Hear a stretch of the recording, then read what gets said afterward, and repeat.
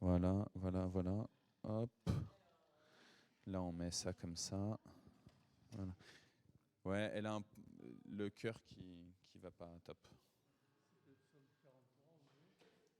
De quoi? Ouais, ça va être le psaume 43. Voilà. Je mets les annonces, les frères et les sœurs qui sont connectés. C'est c'est aux deux avant normalement, ouais. Mais c'est bon là, du coup. Ah oui, non? Ouais, normalement c'est là. Ouais.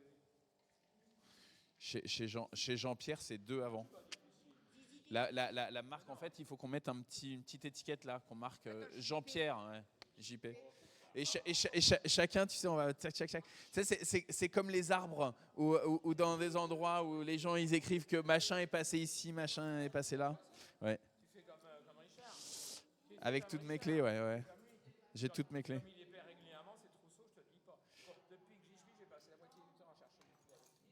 Là, ils vont rentrer, là, ça y est? C'est fin du mois de. Ah, je croyais que c'était début de mars. Ok. Non, moi, comme toi, moi, je prends un grand, moi. Moi, je suis un homme, moi. Tu vois, comme toi, on est là, on est bam bam, on prend notre dose de café, tu vois. On les noie, on le noie dans l'eau, on le noie dans l'eau. On fait un rallongé de chez rallongé.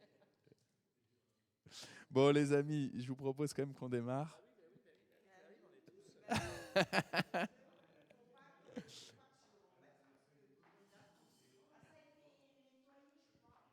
J'ai donné un petit coup hier, parce qu'elle était un petit peu sale, à la fois le temple et le.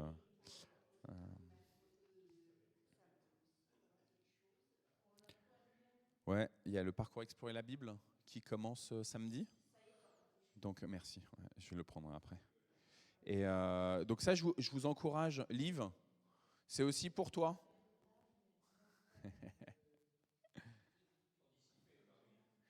Donc Liv, ça- je vais te le donner, hein. Je vais te donner le casque. Le, je vais te chercher ça, hein. Donc samedi, on commence le parcours Explorer la Bible. C'est Dana qui va encadrer, hein, qui va organiser ce parcours-là. C'est 8 samedis, hein. Donc à partir de ce samedi, 8 samedis successifs, ouais, ouais. Donc ça veut dire que bah, voilà, tu pourras suivre que deux, je pense.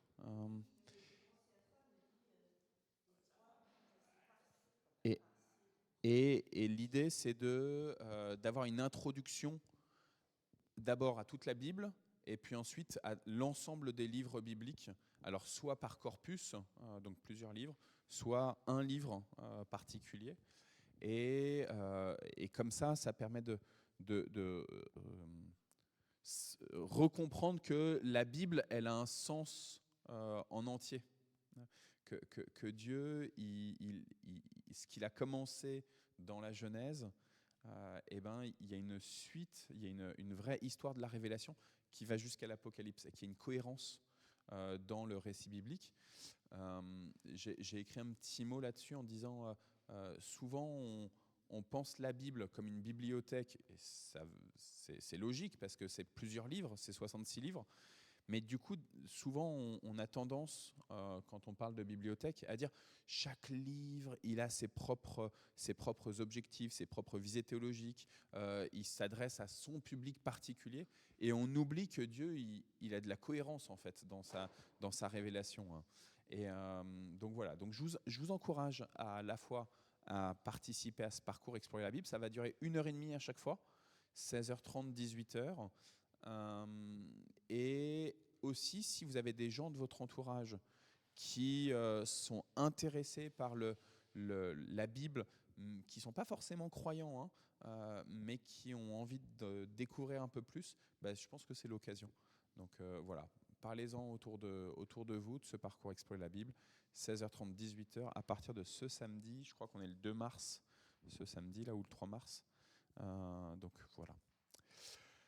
Ça fait du bien de vous retrouver après ce temps de pause. Riri, il est à fond là. Tu vois, il est content aussi. Nous, on est content de le retrouver, de vous retrouver. Mais lui, il est content de retrouver aussi la maison du Seigneur, la maison de son Créateur. Je vous propose de prier et puis après, on va lire le psaume. Et donc, Liv, je vais te préparer le casque aussi.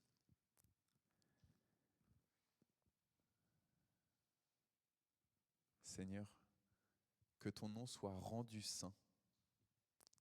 Que ton nom soit rendu saint dans nos existences, à nous qui sommes rassemblés dans ce temple. Que ton nom soit rendu saint dans toute la création, sur notre planète Terre et même dans tout l'univers ou les univers, je ne sais pas.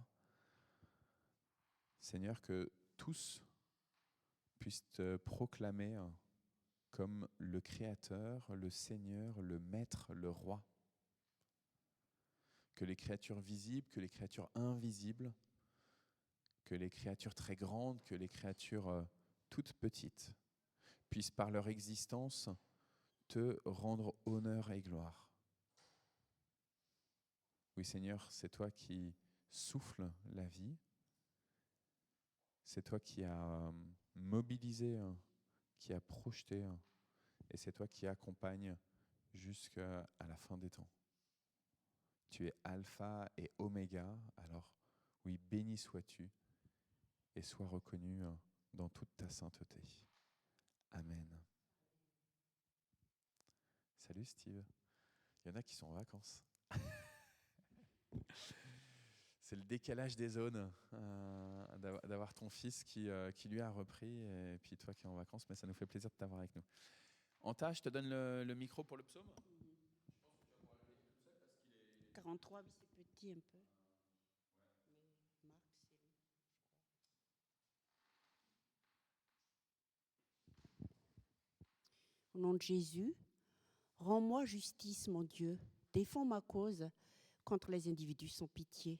Délivre-moi des menteurs et des malfaiteurs. Car c'est toi, Dieu, qui es mon protecteur. Pourquoi m'as-tu repoussé? Pourquoi dois-je vivre accablé? Pourquoi laisses-tu mes ennemis m'écraser? Fais-moi voir ta lumière et ta fidélité. Qu'elle me guide vers la montagne qui t'appartient, qu'elle me conduise à ta demeure. Alors, je m'approcherai de ton autel, de toi-même, Dieu ma plus grande joie.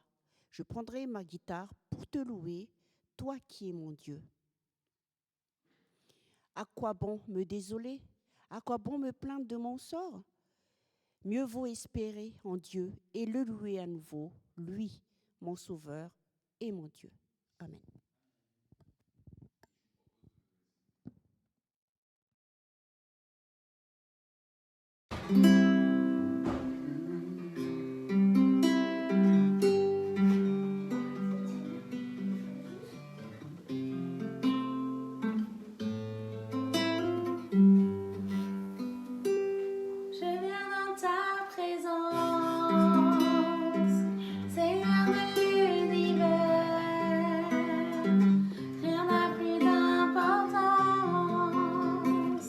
Rien n'a plus de valeur.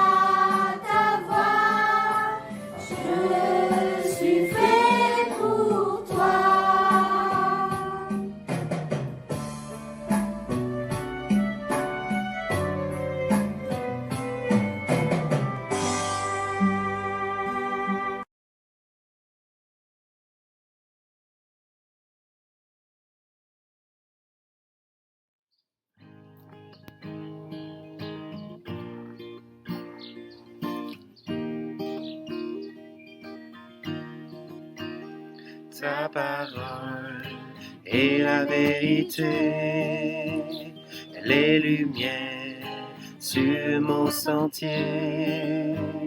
Je peux avancer en sécurité sur les voies que tu as tracées. Amen, amen.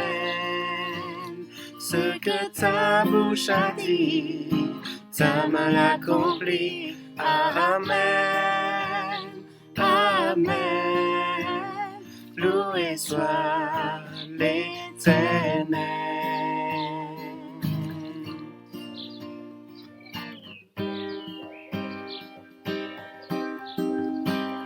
Ta parole est une arme puissante, une épée à double tranchant.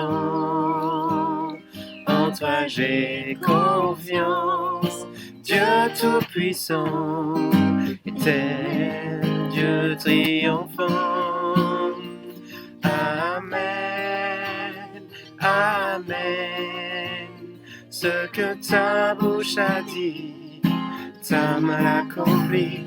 Amen, amen. Loué soit l'Éternel. Dès qu'il a parlé, tout a existé. Commandé, tout a été fait. Par l'Éternel, parle encore aujourd'hui. Ta parole nous donne la vie. Car dès qu'il a parlé, tout a existé. Il a commandé, tout a été fait. Par l'Éternel, parle encore aujourd'hui. Ta parole nous donne la vie.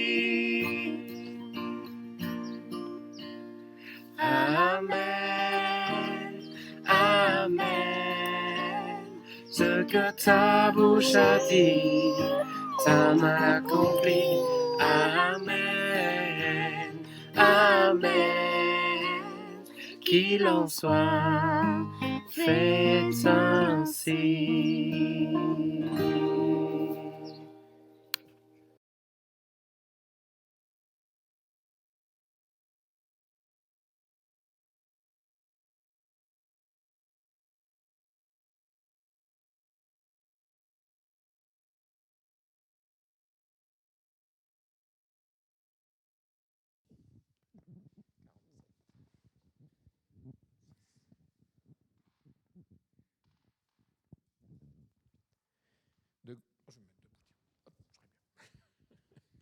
De grand matin, les prêtres tinrent conseil avec les anciens et les spécialistes des Écritures et tout le conseil suprême. Ils firent ligoter Jésus, l'emmenèrent et le livrèrent à Pilate.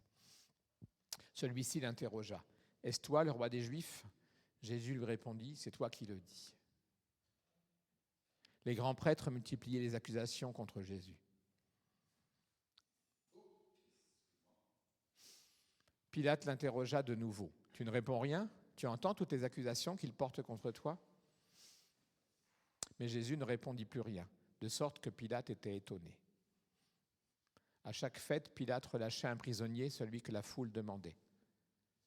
Or, un homme appelé Barabbas était en prison avec des émeutiers qui avaient commis un meurtre lors d'une révolte.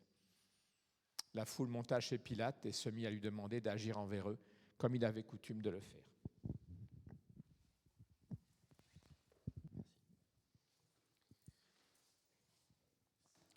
Pilate leur répondit : « Voulez-vous que je vous relâche le roi des Juifs ?» Il savait bien en effet que si les grands prêtres lui avaient livré Jésus, c'était par jalousie. Mais les grands prêtres soulevèrent la foule pour que Pilate leur relâche plutôt Barabbas. Pilate répondit : « Dans ce cas, que voulez-vous que je fasse de celui que vous appelez le roi des Juifs ?» Il lui répondit en criant : « Crucifie-le !» Pilate leur demandait : « Quel mal a-t-il donc commis ?» Mais ils crièrent encore plus fort : « Crucifie-le !» Pilate voulut contenter la foule et leur relâcha Barabbas, puis il fit frapper Jésus à coups de fouet et le livra pour qu'il soit crucifié.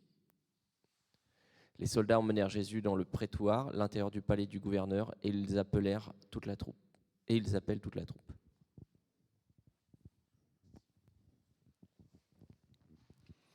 Il l'habille d'un manteau de pourpre et pose sur sa tête une couronne tressée, avec des branches épineuses. Puis ils se mirent à le saluer en lui disant : « Salut, roi des Juifs !» Ils le frappaient sur la tête avec un roseau, crachaient sur lui et se mettaient à genoux pour se prosterner devant lui. Quand ils se furent bien moqués de lui, ils lui enlevèrent le manteau de pourpre et lui remirent ses vêtements. Un certain Simon de Cyrène, le père d'Alexandre et de Rufus, passait par là, alors qu'il revenait des champs. Les soldats l'obligent à porter la croix de Jésus. Ils conduisirent Jésus au lieu dit Golgotha, ce qui veut dire le lieu du crâne.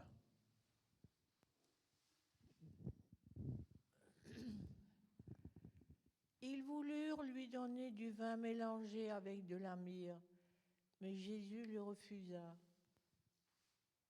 Puis il crucifie et se partage ses vêtements en tirant au sort pour savoir ce que chacun emporterait. Il était 9h du matin quand on le crucifia. Sur l'écriteau qui indiquait la raison de la condamnation, on avait écrit ces mots : « Le roi des Juifs ». Attendez, à vous.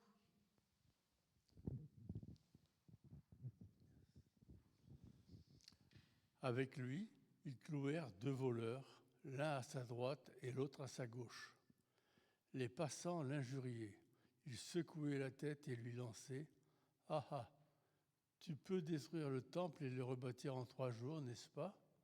Alors sauve-toi toi-même et descends du poteau. » Pareillement, les chefs coanimes et les enseignants de la Torah se moquaient de lui, se disant entre eux : « Il en a sauvé d'autres, mais il ne peut pas se sauver lui-même. Et n'est-il pas le Machiach, le roi d'Israël ? Alors qu'il descende maintenant de ce poteau, qu'il le fasse et nous croirons en lui. » Même ceux qui étaient cloués près de lui l'insultaient. À midi, l'obscurité se fit sur la terre entière jusqu'à 3h de l'après-midi. À 3h, Yeshua s'écria d'une voix forte : « Éloi, Éloi, lama sabachthani » ce qui veut dire : « Mon Dieu, pourquoi m'as-tu abandonné ?» En l'entendant, certains de ceux qui étaient là dirent : « Regardez, il appelle Eliaou. » L'un d'eux accourut et trempa une éponge dans du vinaigre. Il la mit au bout d'un bâton et lui donna à boire, en disant : « Attendez, voyons si Eliaou viendra pour le faire descendre. » Mais Yeshua poussa un grand cri et rendit l'esprit.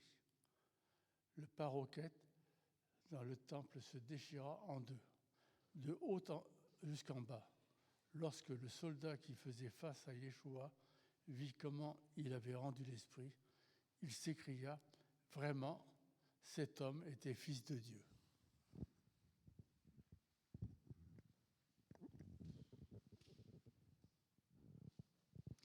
Quelques femmes étaient là, elles aussi, et regardaient de loin. Parmi elles, il y avait Marie de Magdala, Marie, la mère de Jacques le Petit et de José, et Salomé. Elles avaient suivi Jésus et l'avaient servi quand il était en Galilée. Il y avait là également beaucoup d'autres femmes qui étaient montées avec lui à Jérusalem. Le soir était déjà là, et comme c'était le jour de la préparation, c'est-à-dire la veille du sabbat, Joseph d'Arimathée intervint. C'était un membre respecté du Conseil suprême, et il attendait, lui aussi, la venue du règne de Dieu. Il alla courageusement demander à Pilate le corps de Jésus. Pilate fut étonné d'apprendre qu'il était déjà mort. Il fit appeler le centurion et lui demanda si Jésus était mort depuis longtemps. Renseigné par le centurion, il permit à Joseph de prendre le corps. Joseph acheta un drap de lin, il descendit Jésus de la croix, l'enveloppa dans le drap et le déposa dans un tombeau taillé dans la roche. Puis il roula une grosse pierre pour fermer l'entrée du tombeau. Marie de Magdala et Marie la mère de José regardaient l'endroit où on l'avait mis.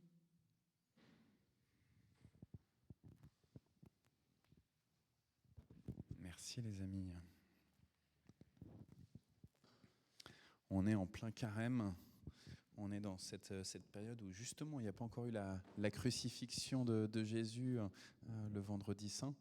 Et voilà que ce tour de la Bible nous conduit à ce Marc chapitre 15. Qu'est-ce qu'on fait ?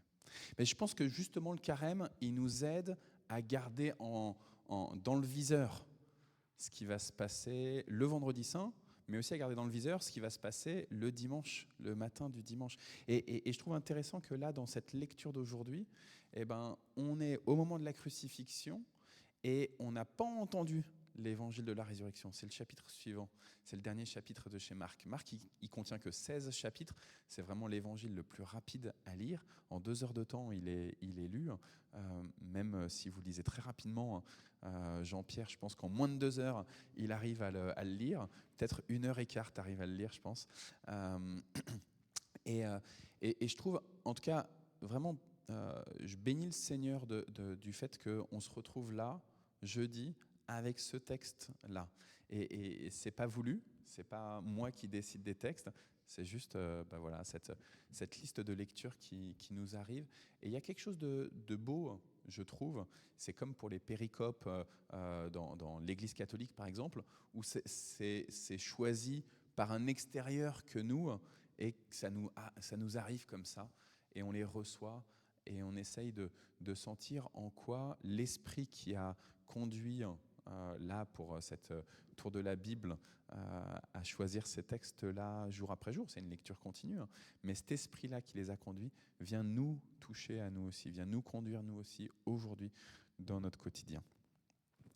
Il y a beaucoup de choses qui se passent dans ce chapitre 15.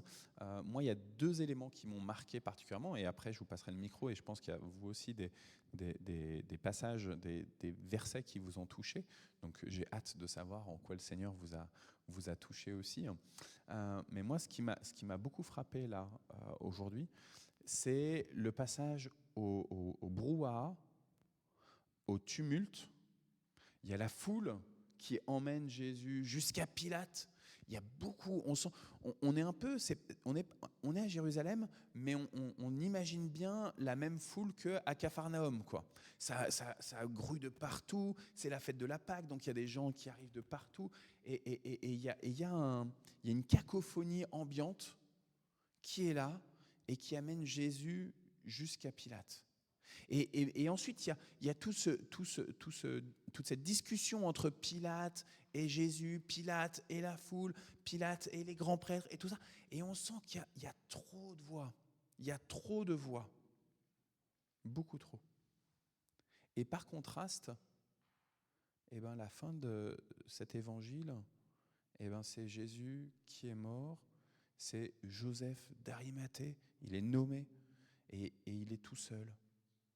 Et il va voir Pilate et on sent d'un seul coup que, alors que même les brigands qui étaient à côté de Jésus, qui se moquaient, il y avait vraiment tout ça qui se passait pendant ce vendredi saint, et bien là, c'est silence. C'était, je ne sais plus, c'était toi Alain, qui nous, quand tu as lu, et ben, il y avait le rideau du temple qui s'est coupé, et c'est comme si à 15 heures, à la 6e heure, 6 heures de temps où Jésus il a souffert, 6 heures où il s'est fait insulter, où il y avait toutes ces voix autour, et ben à cette 6e heure, à 15 heures de l'après-midi, c'est le silence maintenant. C'est le silence, il n'y a plus rien. Et ce contraste entre le brouhaha ambiant jusqu'à ces 15 heures et le après 15 heures, une fois que Christ est mort, ce déchirement du voile dans le temple, et d'un seul coup, c'est le silence. Ça me rappelle beaucoup le moment de la Genèse. À la fois, on nous parle du tohu-bohu et on sent le chaos ambiant, et en même temps, il y a une parole qui vient et qui remet en ordre, et comme si d'un seul coup, ça coupait justement toute cette cacophonie.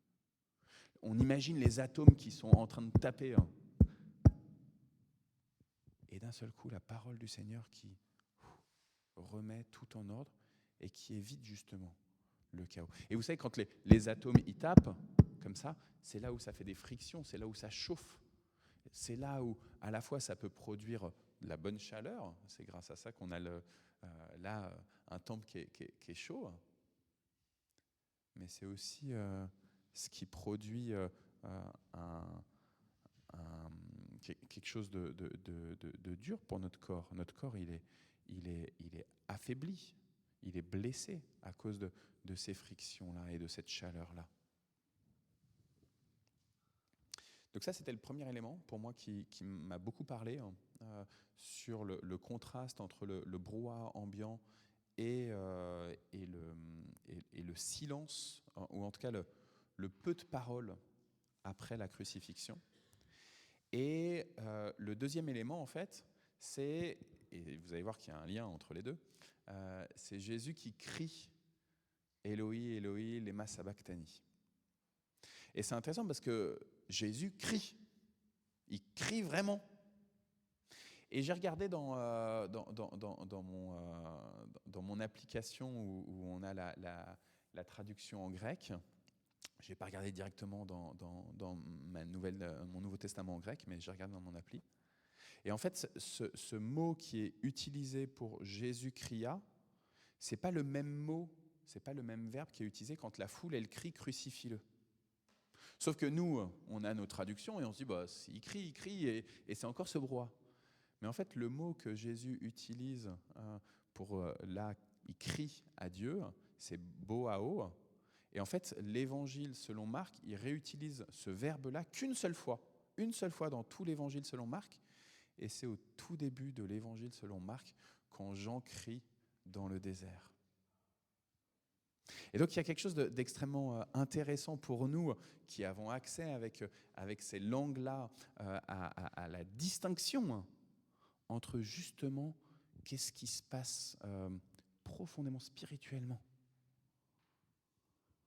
au moment où Jean-Baptiste crie dans le désert, et ce qui a donné d'ailleurs, parenthèse, la figure, si vous allez voir de l'art chrétien, notamment dans les églises catholiques, quand on voit les évangélistes, Marc, il est représenté comme un lion à cause de ce cri dans le désert, cette première parole. Et cette première parole de Jean qui crie dans le désert et qui annonce que le royaume de Dieu vient, eh bien, elle correspond à ce cri « Mon Dieu, pourquoi m'as-tu abandonné ?» Et c'est pas les mêmes paroles du tout que le bruit de la foule et le bruit de nos cœurs aussi. Le chaos, vous savez, quand moi hier par exemple, Les enfants, ils essaient de me solliciter pour Esther pour jouer aux cartes, Naoum pour je sais pas quoi, pour l'écouter en train de jouer ou je sais pas trop. Et en fait, il y avait trop en moi-même de sollicitations. Et je leur ai dit, je suis désolé, je peux pas là, je peux pas. Je peux répondre à aucune de vos sollicitations. Et eux, ils comprenaient pas parce que c'était, là, il y a rien de spécial, c'est ton jour de repos, tu devrais pouvoir être dispo avec nous. Et en fait, en moi-même, il y avait trop. Et du coup, avec eux, ça rajoutait de ce trop. Et il y a des moments où, voilà, dans des saisons de nos vies, dans des jours où on a une charge qui nous pèse à l'intérieur de nous, dans notre psyché, mais aussi à l'extérieur de nous. Et quelqu'un d'extérieur nous dirait « Non mais Michel, ça va, tout va bien pour toi, tranquille. » Mais en fait, il y a trop en nous. Il y a trop en nous. Et face à ce chaos, cette sursollicitation, toutes ces voix qui crient, il y a besoin de ce boao, de la parole de Dieu qui vient et qui proclame « Maintenant, le royaume de Dieu arrive ». Ça, c'est au début de l'Évangile.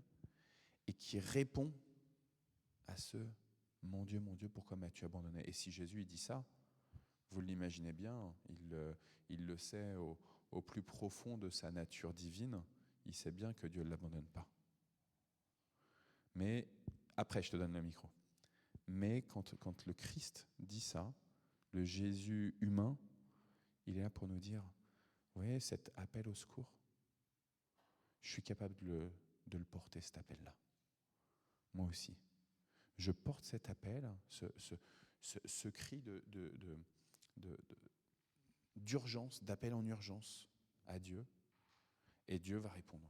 Et c'est ce que je vous disais au début, ce que je trouve intéressant dans le choix de ce chapitre-là, alors qu'on est en période de carême, c'est que nous, on se souvient du vendredi saint, mais on se souvient aussi de la réponse à ce cri, du jour nouveau, de l'aube nouvelle, comme on le chante, du dimanche de Pâques.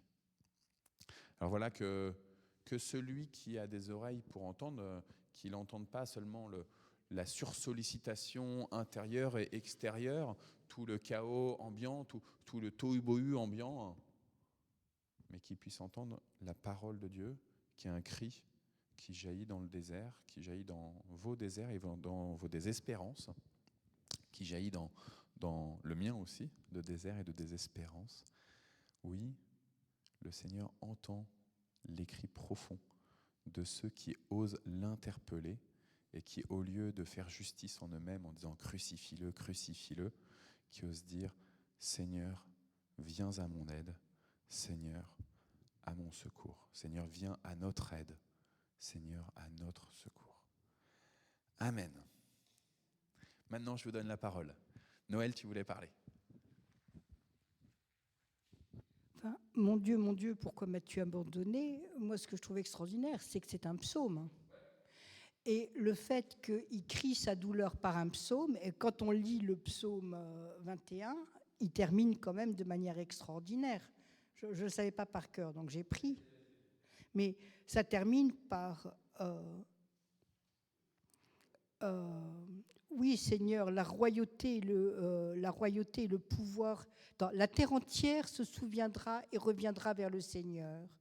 Chaque famille de nation se prosternera devant lui. Et ça continue. Et le dernier vers, c'est on proclamera sa justice au peuple qui va naître. Voilà son œuvre. Donc, je veux dire, crier mon Dieu, pourquoi m'as-tu abandonné ? Il est sur la croix, il n'est pas dans une situation confortable, mais c'est tout le psaume qu'il crie avec ce début de psaume. Enfin, c'est comme ça que je le vois. Donc c'est beaucoup plus puissant. C'est pas simplement sa souffrance. C'est une proclamation de foi et de gloire de l'Éternel. En tout cas, il renvoie exactement, tu as raison, à tout ce psaume. Est-ce que quelqu'un d'autre... Oui, Anta. Moi, ce qui m'interpelle, c'est le rôle de Ponce Pilate. Donc, lui, tout en sachant que Jésus n'a pas péché, pas comme un brigand ou autre, mais par peur comment on peut dire, pas la population, oui, et la population, oui, voilà. Et ben, voilà, il s'est dit, je lave les mains, ou je sais pas comment dire ça. Et donc, il sait pertinemment que Jésus n'a pas péché, n'a pas été fait quelque chose de mal. Mais ça me fait référence un peu à notre époque. Par exemple, nous, les Malgaches, on fait le retournement de mort. C'est très important. Et pourtant, c'est contre la loi de Dieu, hein, de vénérer le mort. Dieu est Dieu des vivants, pas des morts. Et on a tendance à regarder la famille de peur. Oh là là, elle est bizarre, elle fait pas. Ça a toujours été. Comment se fait-il que maintenant, tout en sachant que voilà. Donc on a tendance à regarder les autres, la famille, qu'on ne soit pas. Et bien à ce moment-là, on risque de faire ce que Dieu ne veut pas, surtout pas. Donc il faut faire très attention, même vis-à-vis de nos enfants ou autres, de peur des autres. Et c'est qu'a fait Ponce Pilate, en fait. Voilà. Amen. Tu parles de la pression, en fait, la pression des uns des autres, etc., qui fait qu'on reste des fois dans des situations qui sont, en fait, pas saintes, quoi. Bah, juste dans le droit fil de ce qu'a dit Anta, en fait, c'est vrai que je pense souvent à ce qu'on voit en ce moment dans la politique, combien les mondial, hein, c'est pas chez nous, hein, on est pareil, combien les hommes sont prêts à faire plaisir aux foules, quoi. En ce moment, c'est terrifiant. Je ne sais pas si c'est différent du reste de l'histoire de l'humanité, mais on a l'impression qu'ils sont tous là à vouloir... dire, la politique des sondages, c'est ça, j'ai encore lu. 63% des Français disent que c'est de la faute de machin parce qu'il s'est passé ça. Enfin, tous les jours, on nous sort, voilà, les gens. Donc après, ils ajustent. C'est terrifiant, ça fait peur, quoi. Voilà. Et puis, juste pour... ça, c'est un truc un peu perso. En général, le matin, quand je prie, je commence par ces versets de Hébreux 4 qui disent approchons-nous du trône de grâce avec assurance afin de trouver grâce, d'être secourus dans nos besoins. Souvent, je commence ma prière comme ça. Et juste avant, il est dit il peut comprendre nos faiblesses parce qu'il est passé par la même chose que nous, mais sans commettre de péché. Je trouve qu'on a souvent du mal à imaginer que Jésus était un homme comme nous. Voilà, donc il peut tout à fait comprendre ce que nous vivons au jour le jour, mais lui n'a pas péché. Et juste, ça veut dire que crier à Dieu, mon Dieu, pourquoi m'as-tu abandonné, en fait, c'est pas un péché. Donc ça, c'est aussi important. Ouais, Anna. Alors, un petit détail. Nous voyons que le Seigneur a refusé la potion qui devait adoucir la souffrance, qui était un produit israélite. Par contre, il a accepté le vinaigre. Or, le vinaigre, c'était du vinaigre de vin rouge mélangé avec de l'eau. Et c'était la boisson des soldats. Et cela signifie, enfin, à mon avis, que les soldats étaient pardonnés. Et ça, c'était pour annoncer la bonne nouvelle qui irait vers eux par la suite.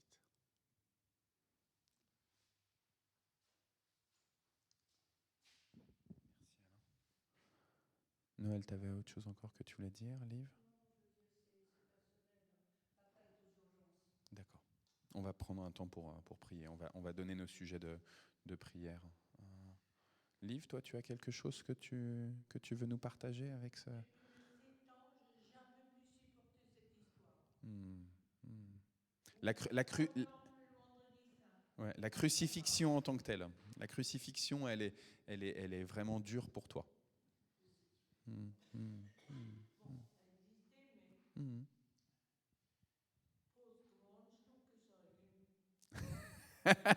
T'es la seule à parler en suédois. En norvégien, oui.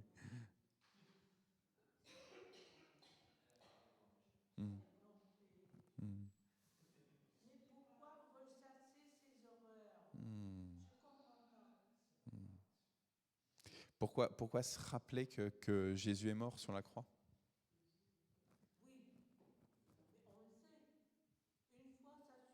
Hmm.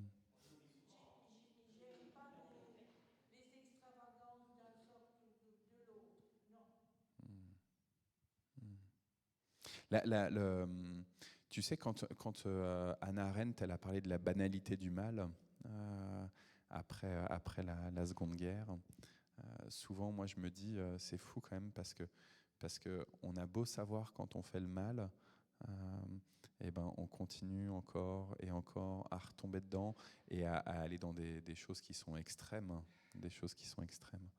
Et, et le fait de mettre des mots dessus, de dire qu'on peut tous être dans cette foule par notre comportement, on ne veut pas entendre Jésus nous donner des paroles de vie, mais qu'à la place on préfère dire crucifie-le, crucifie-le.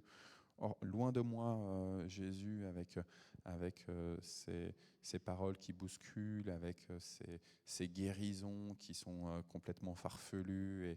Et moi, je veux croire en la science et en la médecine. Et Jésus, je trouve que, tu vois, dans ma propre vie, souvent, il me dérange. Et ce dérangement de Jésus dans ma propre vie, et ben souvent j'aurais tendance à être comme cette foule, à dire crucifie-le, crucifie-le. Et le fait que ça soit marqué dans la Bible, ça m'aide à me dire, eh ben, en fait, Arnaud, toi tu es peut-être dans cette foule-là, mais Jésus, il va dépasser ta propre tentation à l'éloigner de ta vie, à éloigner Dieu de ta vie. C'est comme, tu vois, tout à l'heure quand Noël parlait des psaumes, moi j'apprécie particulièrement les psaumes où David ou n'importe quel psalmiste, il ose dire des choses qui sont super violentes. Et souvent, tu vois, je prends l'exemple de quand David il dit casse-leur les dents, quoi. Casse-leur les dents à mes ennemis. Et parce que alors je sais pas toi, hein, mais moi j'ai comme ça une violence en moi-même, et le fait de le lire, ça m'aide aussi à me dire, eh ben, David, il a pu avoir ça, mais du coup, il a réussi à l'écrire pour le confier à Dieu et pour que Dieu il puisse le sanctifier, qu'il puisse travailler à la personne de David. Et sur cette croix du Vendredi Saint, justement, c'est tout mon péché, tout mon rejet de Dieu et de ce qu'il veut de bien pour moi, mais et pour toute l'humanité, et pour toute la création même. C'est tout ça qui est cloué. Et du coup, un peu comme ce que Noël disait tout à l'heure, c'est-à-dire que la croix, elle permet aussi justement le dimanche de Pâques. S'il n'y avait pas la croix, il n'y aurait rien de spécial le dimanche de Pâques, quoi. Mais c'est violent, c'est violent. C'est violent. Je comprends. Ça t'a, que ça t'a choqué, ouais. Dana, est-ce que tu veux nous partager quelque chose?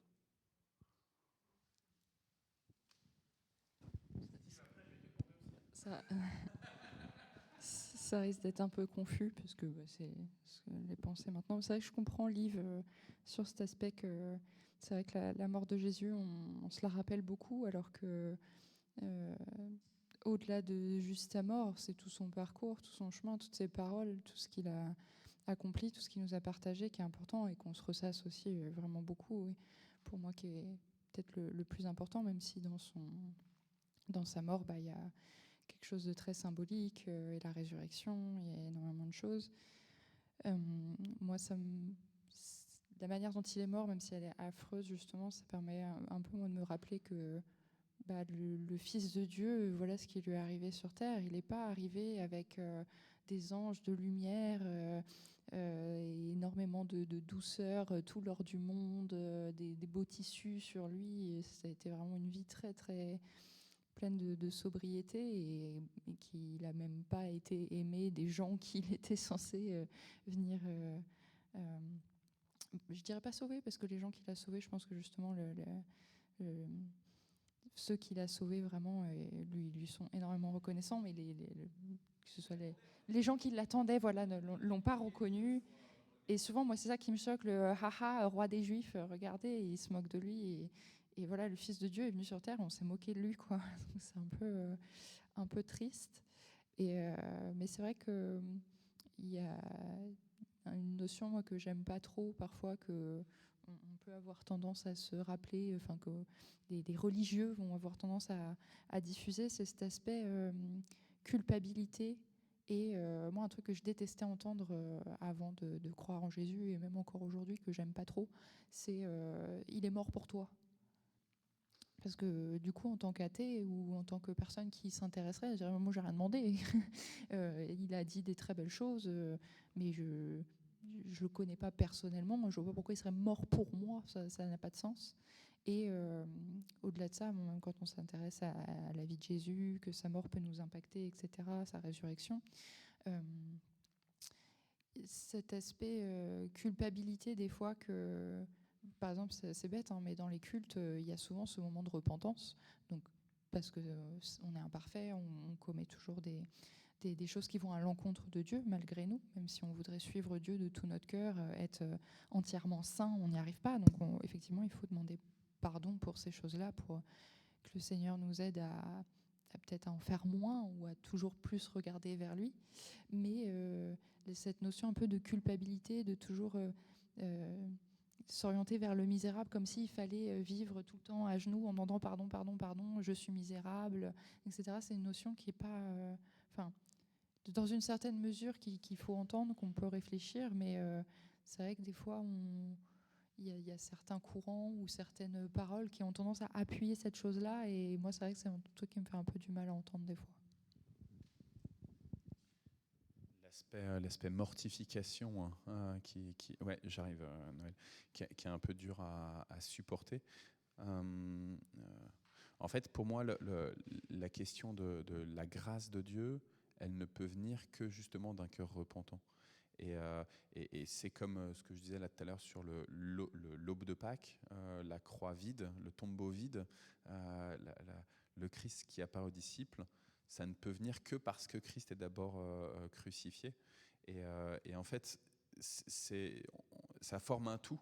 Et c'est difficile de séparer. Tu vois, il y a un théologien luthérien allemand qui a parlé de ce qu'il a nommé la grâce à bon marché. Hein. Et il disait, en fait, si on annonce la grâce, comme ça à tout va, mais sans que les gens ils aient un cœur contrit, hein, et donc ça veut dire qu'ils aient conscience du poids de leur faute, en fait, ça va pas les aider profondément. En fait, c'est juste, je t'aime, et voilà, et je te pardonne tout. Et moi, je le vois. Enfin, tu verras avec Mina, hein, mais je le vois avec mes propres enfants.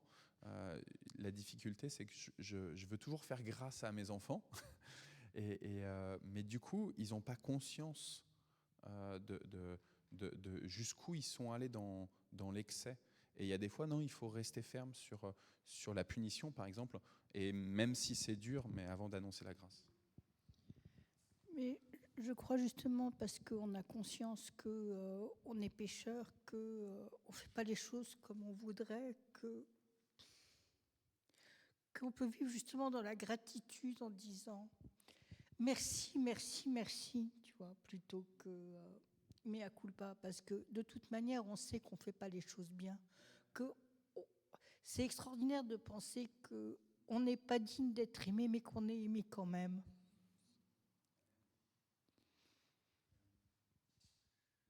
Merci. Après, j'entends un truc très intéressant aussi dans la question de l'évangélisation que tu pointais aussi, Dana.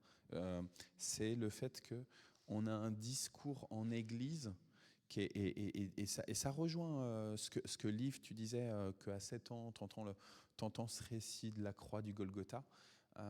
Et en fait, on a un discours un peu, on dit le patois de Canaan, le discours un peu ronronnant. On est habitué, depuis qu'on fréquente l'Église, à avoir ce discours-là, etc. Sauf que il est souvent difficilement audible pour les gens de l'extérieur et pour les enfants. Pour prendre ton exemple, Liv, et comment est-ce qu'on accompagne ça? Comment est-ce qu'on aide les gens à... tu vois que c'est vrai que quand tu dis il est mort pour toi, bah, ça veut dire concrètement il est mort pour te sauver de tes propres péchés.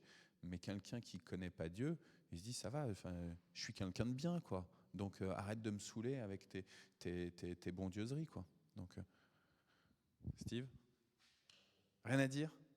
Michel? T'as trop à dire.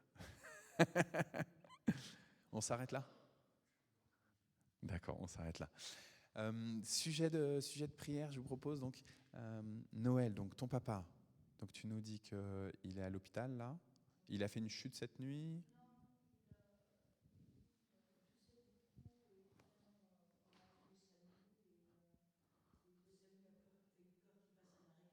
D'accord, d'accord. En urgence là pour.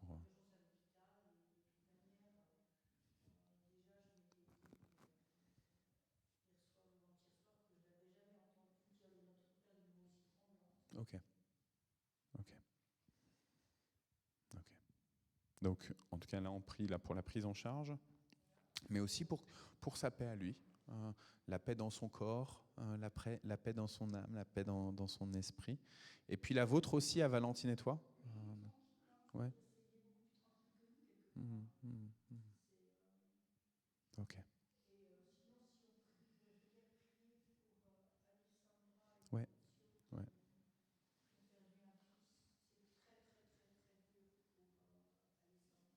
Mhm. Mhm, mhm, mhm. À la mort de leur enfant, de Marcello. Ouais, ouais, ouais. Donc voilà, Alessandra, Maurizio, le groupe de prière prie dessus, on a prié dimanche, mais donc tu nous redemandes encore de continuer de...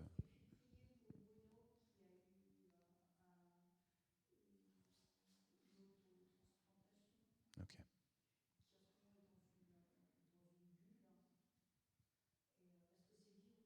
Hmm, hmm, hmm. Ok. Ouais. Ok. Donc 3 sujets de prière que tu nous donnes. Olivier, Alessandra et Maurizio, et le reste des enfants. Ils en ont combien d'autres? 4. Donc ils en avaient 5. Et puis... euh, et Bruno. Et Bruno. Ouais. Merci. Est-ce qu'il y a d'autres sujets? Oui.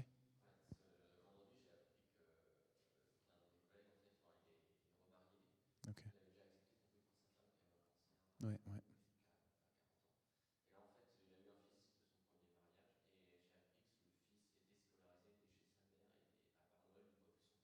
Ok. Ok.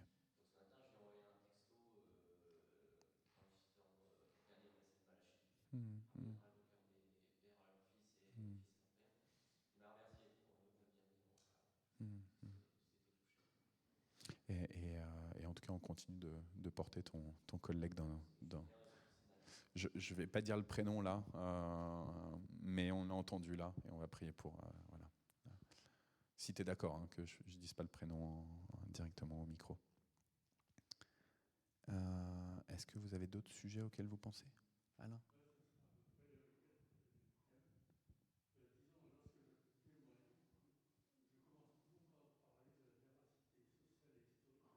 Oui.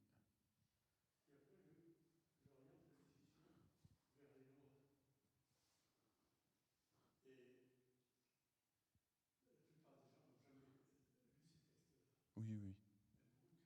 Oui, oui. Oui.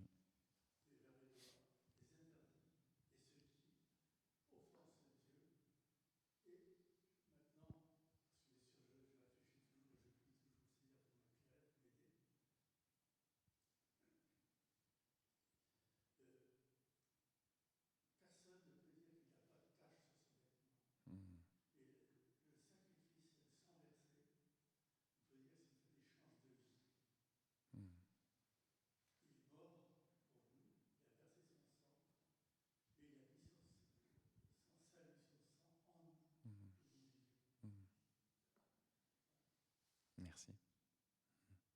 Mais du coup, quels sont tes sujets de prière?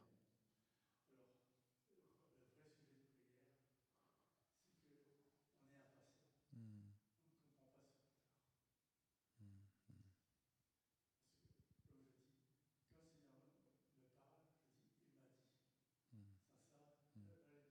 Hmm. Hmm. Hmm.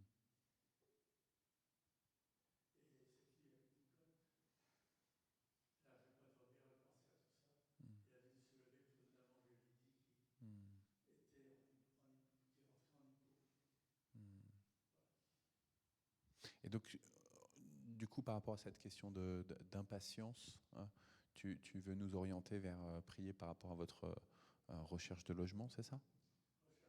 Ok.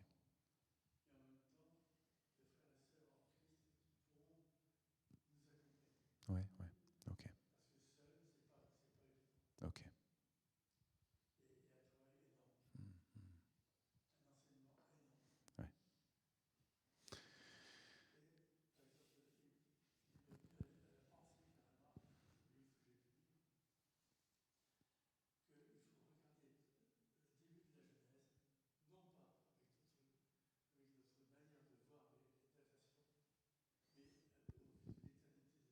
Hmm. Hmm. Merci, merci. Est-ce que vous avez d'autres sujets que vous voulez nous proposer à élever ensemble? Moi, j'ai un sujet, un ami pasteur qui s'appelle Serge, qui est à la retraite, qui a eu une opération du cœur il y a un mois de ça, et malheureusement, là, j'ai appris que l'opération n'avait pas bien fonctionné. Donc c'est tout bouché, hein, et donc il doit à nouveau, alors d'abord faire un choc cardiaque, en espérant que ça va permettre que le sang lui-même débouche là où il y a besoin que ça soit débouché. C'est dans le cœur même, donc c'est compliqué, vous imaginez bien. Et puis voilà, toute la suite de son suivi médical. Donc voilà, pasteur Serge. Et puis, portes ouvertes. Laos, il loue Dieu pendant une attaque. Une église de maison dans le sud du Laos a été récemment détruite par plus de 40 personnes. Mais malgré le danger, les chrétiens ont loué Dieu pendant l'attaque. Donc ça se passe au sud du Laos, c'était dimanche 4 février. Selon notre contact local, plus de 40 personnes, dont le chef et les anciens d'un village, des soldats et d'autres villageois ont participé à l'attaque de l'église locale. L'incident a probablement eu lieu pendant le culte. Face à la menace des assaillants, les chrétiens locaux ont répondu par la louange. Ils ont besoin de nos prières. Notre contact a partagé des vidéos montrant la destruction de l'église. Sur les images, on peut voir que des hommes et des femmes ont encerclé le lieu de culte et démolissent les murs, le toit. Pendant que le villageois détruise le bâtiment, on peut entendre les courageux chrétiens chanter avec foi un cantique. Donc on peut accéder à la vidéo si on veut. Cette attaque s'inscrit dans le cadre d'une augmentation de la violence antichrétienne au Laos depuis 2023, qui se confirme en ce début d'année 2024. Dans le sud du pays notamment, cette tendance a été observée par nos analystes, ce qui explique le bond de 10 places du Laos dans le classement de l'index mondial de persécution, puisque maintenant il est au 21e rang. Dans ce pays officiellement communiste, où le bouddhisme et l'animisme sont tolérés, la foi chrétienne est considérée comme une religion étrangère. Aux yeux des autorités et de beaucoup de Laotiens, les chrétiens sont des agents de l'Occident et du capitalisme. De nombreux fidèles, souvent des convertis, sont chassés de chez eux et de leur village.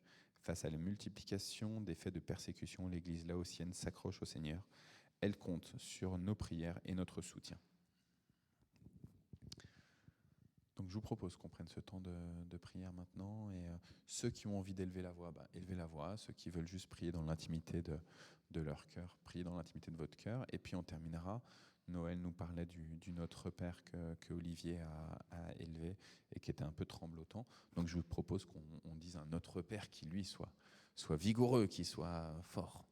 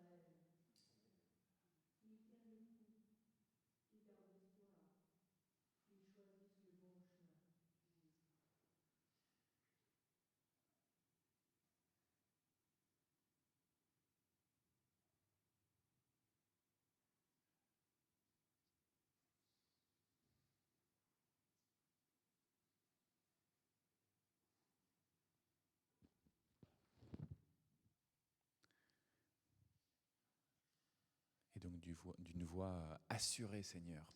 Nous voulons récapituler l'ensemble de ces prières avec celles que ton Fils nous a enseignées, qu'il a enseignées à ses disciples, et que nous proclamons, que nous crions comme Jean-Baptiste au début de son ministère et comme Jésus sur cette croix. Oui, Seigneur, nous te disons, notre Père qui es aux cieux, que ton nom soit sanctifié, que ton règne vienne, que ta volonté soit faite sur la terre comme au ciel. Donne-nous aujourd'hui notre pain de ce jour. Pardonne-nous nos offenses, comme nous pardonnons aussi à ceux qui nous ont offensés. Et ne nous laisse pas entrer en tentation, mais délivre-nous du mal, car c'est à toi qu'appartiennent le règne, la puissance et la gloire pour les siècles des siècles. Amen.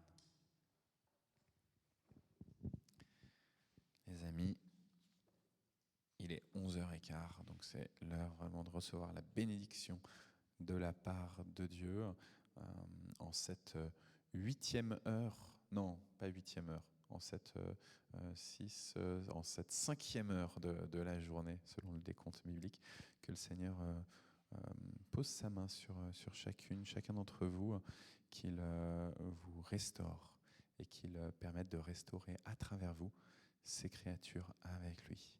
Amen. Excellent jeudi.